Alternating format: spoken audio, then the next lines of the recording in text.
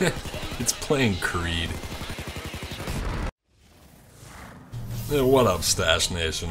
Loki coming at you with a simplified guide for how to use the ECM feedback loop in combat. Now this of course can be found under the Ghost build, way at the top. This is part of my Artful Dodger build. You can see that build a little more entirely, but this is just a few key points on how to correctly use this bad boy. Of course, you can use it for, obviously, emergency situations. Like you saw there, I got picked up and decided to throw it down. Most notably is, this is not for stealth, man. If you use an ECM feedback in any kind of stealth situation, it immediately alerts the cops. Or at least in every situation that I've seen. If you guys have any instances where you've been able to see it or use it and not, you know, have that happen, go ahead and throw that in the comments. Let me know. I'd definitely be interested. Anyway, as you can see, I have it maxed out only for using 2 of them and only for just not, you know, doors or anything else like that. What I like to do, as you can see here, is actually have it ready in the first place. And it's extremely situational to use this thing. For this build, not only do I have the 2 ECM jammers, pardon me, but also all the med kits. What up, Santa? Again, it can get you out of trouble quite a bit. I would be careful to if you have 2 of them, time them out. You know what I mean? They have the 5-minute, you know, or 4-minute.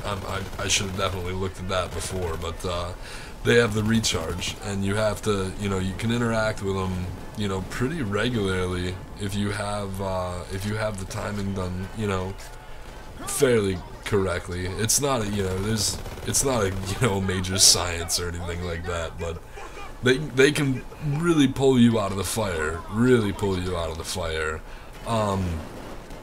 I would really give it a good think before you bring them into battle. They're good for places like a Hoxton breakout, you know, on day 2, or you know, anywhere where you're posted up for long periods of time in a centralized area. I would recommend using it as if you're in a, like in here, if you're the meth cook or the lookout or something like that, do that, go for it. Otherwise, you know, really consider it if, you know, if it's something like, are the med kits gonna help you out? Or are you in a situation where you and your bros actually don't take much damage and you could really benefit from some simple crowd control, either for the benefit of when you're overwhelmed from time to time, or simply to be able to stand alone, you know what I mean? To hit that thing and then, you know that you're going to be okay in a confined area. The rest of your party can be out either, pardon me, handling objectives or, you know, just whatever, moving loot, anything like that. So I would recommend this for more of an advanced build.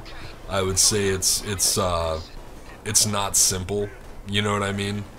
You have to kind of work together with your group. Don't just bring them into anything all willy-nilly. Like, make sure you have a balance in your party. It's a very specialized thing.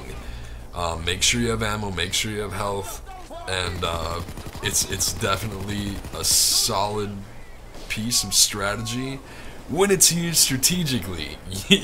There's a lot more to it than just you know, panic firing it and trying to get away with the rest of, you know, the mission.